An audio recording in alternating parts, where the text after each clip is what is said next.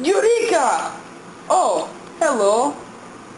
My name is Niels David Bohr, and I'm boring. Just kidding.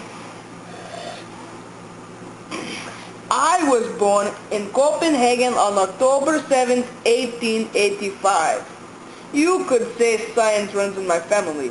My father was a professor at Copenhagen University, and my brother, after retiring from being an Olympic soccer player, became a professor of mathematics.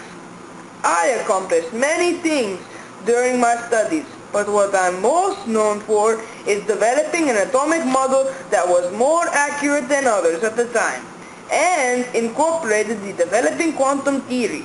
Learning was always one of my passions. Every great and deep difficulty bears itself in own solution. It forces us to change our thinking. I'm going to hand over things to my friend, whom you all know very well, but I never bothered to learn his name. I'll see you all later. Wait. Thanks, Niels. I'm back. Thought you saw the last of me, didn't you? And don't worry, I ended up avoiding those crewmen with the pies. Today we're going to be looking at Bohr's atomic model for the hydrogen atom. Did someone say Bohr? Mr. Mole? Bear? What are you doing here? That's Mr. Bohr to you. Boys and girls, say hello to Bohr the bear.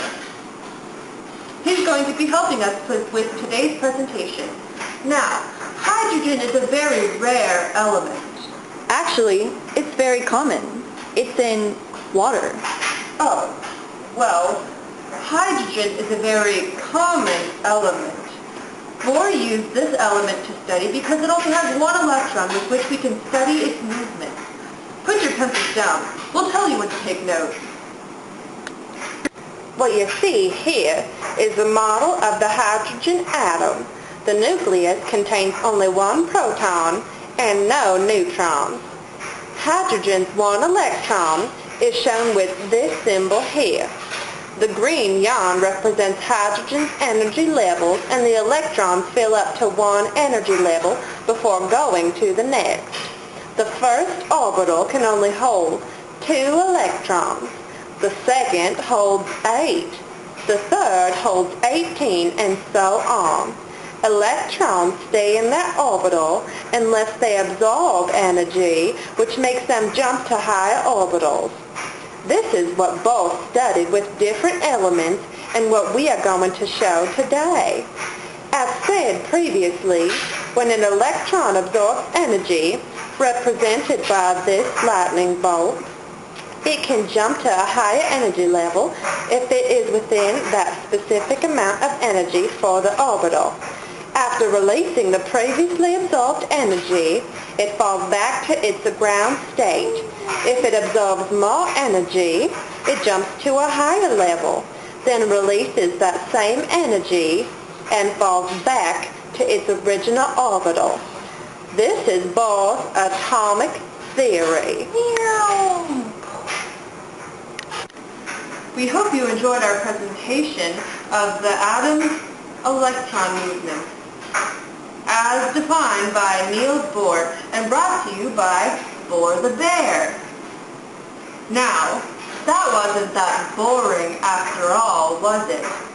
Bohr's theory, while not the most accurate of today, is still used to explain the quantum theory due to its simplicity. This is the last you'll see of me, boys and girls. Maybe.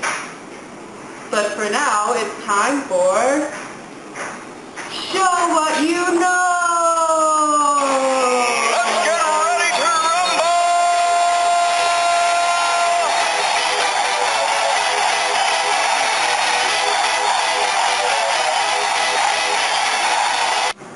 Who is the scientist we studied today?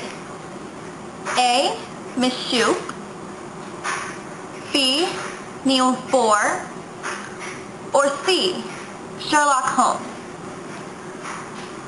The answer is Niels Bohr, B. An atom, a energy levels are really made of green yarn? A, true, B, false, or C, all of the above? The answer is B, false. What happens when electrons absorb energy? A, they explode, B, they disappear, or C, they jump to a higher orbital?